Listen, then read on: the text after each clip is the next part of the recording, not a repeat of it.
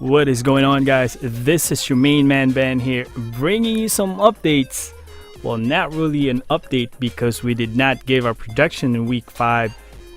The reason being is that it was a very big event that, yes, the Conor McGregor fight. I know it's not fantasy football. Well, we are going to share our inputs on what had happened because that's the main reason why we weren't able to put in fantasy football projections. But then again, I think it's a blessings in disguise because it was a good week for me, guys. Once again, week 5 would be, I would say, an epiphany day.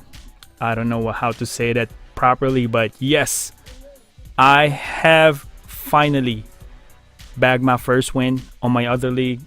And on my other league, I'm still the top dog. I thankfully won in spite of having a lot of buys. And I'm going to share you what happened. So let's get into it. First things first, guys. On my other league, finally, I have bagged my first win. I have beaten my colleague, my buddy Marco. He was projected to win. In spite of that, we came 3 points in our projected total for this past week, and he was 144. He came out big time short.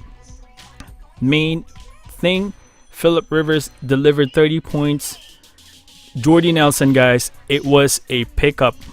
I initially dropped him and I pick him up again. He produced 14 points, 14.3, and he's been producing for the past couple of weeks.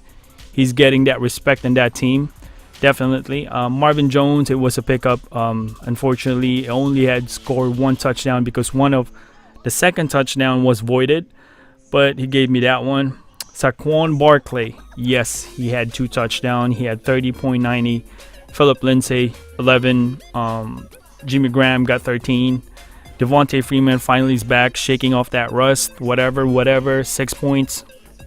Brandon McManus, 4 points. And the Philadelphia Eagles defense had 9 points, which is very good. On the other hand, my buddy had such a unfortunate, but Tom Brady made 36 points. Let's put that out there. Julio Jones, though, made only 11. Cooper is 2 points. This Cooper, man, either a bust or a boom. I'm telling you that right now. Gordon is Gordon, 22 points. Chris Thompson got a little bit hurt after the end of that game. He had 12, and Jay Reed, 3. Kenny Stills, and the rest would be history. At the end of the day, I bagged my first win. I am so stoked. I am so happy with it. Finally, we can move on. No more 0 wins anymore. Moving on in the other league, we are still 5-0. Drew Brees, an historic night for Drew Brees. He had 27 points. He officially is the most completion and most yardage in the NFL history. And yeah, he is the quarterback of the NFL now because he probably holds so much records, guys, aside from winning a Super Bowl ring, Super Bowl MVP. And Beckett's down there. Tyler Lockett got 19. Thielen got 24. Overall, this team that I have here is phenomenal. I cannot complain. I hope it goes all the way through the season. But yes, good stuff. Before we jump into our main topic about McGregor, we're going to give our input on that one. Breaking news, Derek Lewis. Yes, he was he fought on that last week as well. He had that lucky Hail Mary throw against Alexander Volkov that knocked him out.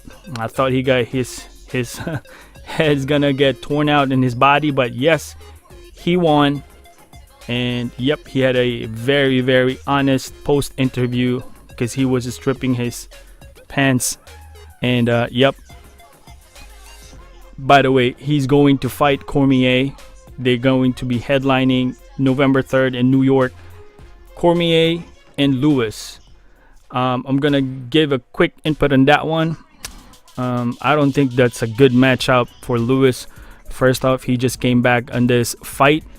Obviously, the main concern after that fight, Derek Lewis already said it, that he has to work on his cardio. because he was gassed out and all that stuff.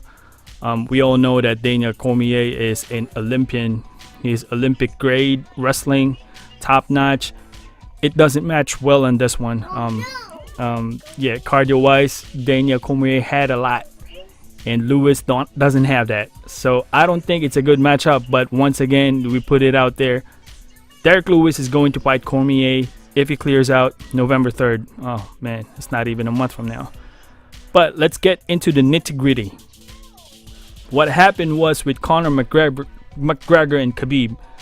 I'm gonna say this, man. I'm gonna stay in the topic. We're not going to the brawl thing and the entire caboodle behind that, the story.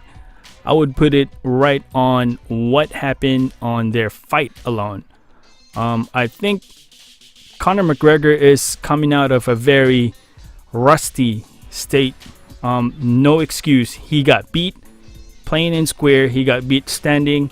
He got beat in the ground, and there is no excuse about that. All I'm saying is that I'm not jumping ship on Khabib. I already stated that Conor McGregor is the man that I picked, and yes, I put a bet in it. I mean, it's not a big bet, but I know the man. I respect the man, the way he rises from the top, from the bottom to the top, from other. Before he came into UFC, he held 2 separate belts on 2 different weight class, and then he did that to the UFC as well. So he's the first MMA fighter. Let's not forget about that. But focusing on what happened to that fight, yes, he got outgunned. There's no excuse about that. He got beat plain and square. We thought that he is that man, that impeccable skills and all that stuff, but he got beat. I'll put that out there, and congrats to Khabib, the real Khabib fans, the Khabib jump ship fans, and the Khabib, we just want to bash Conor McGregor fans. That's fine. All is well. All is well. But once again, my input is that I do not think Conor is already asking for a rematch, and as much as I want to see it, I do not think he deserves a rematch. If you watch Tony Ferguson and Anthony Pettis, the co-main event of that fight, Tony Ferguson needs a championship match against Khabib. Let's not forget about he was the interim champion before he got injured last year, and that interim champion belt was passed to whoever, the unification of that belt, to whoever won against, I think, Khabib and I think Barbosa. But at the end of that day, Khabib won, so he got the belt, so he is the unified champion. So overall, there is no interim anymore since Tony Ferguson got hurt.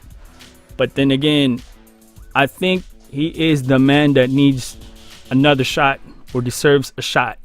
In fact, before this Conor McGregor fight, since Conor was out for a couple of years, I think Tony Ferguson was the one that needs a shot, not Conor McGregor. If Conor McGregor deserves a shot, one more to Khabib, I think he has to go down to the ladder, face those top 5 guys, or maybe top 10. You have to earn your spot, man. But we all know this UFC thing is becoming really businesses thing. It's only money about it, and they want to put the rematch in it. That doesn't make sense.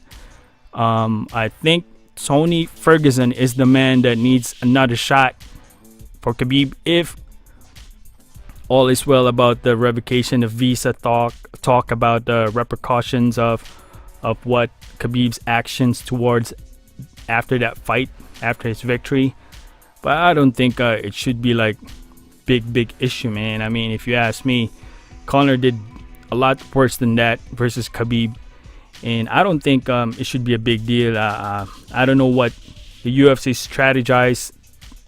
It's like a story behind this, but I think you should first, Vegas, you should release that purse to Khabib. That's his money. He earned that, and he won the fight. Give that to him. Conor McGregor didn't press any charges, so there should be any criminal charges. I don't know about this athletic committee, but you just get it over with, man. Just don't make a lot of commotion. Khabib won the fight. Give him the money, and that be the end of it. So That's my take. Congratulations once again to the Khabib fans, the wannabes, and just the jump ship, whatever. Congrats to y'all. I have to pay my coworker for the bet. I owe you lunch, Courtney. Yes, I owe you lunch. Yep, whatever. But once again, guys, I appreciate you watching. Always remember, God is good all the time. This your main man, Ben here. Peace out.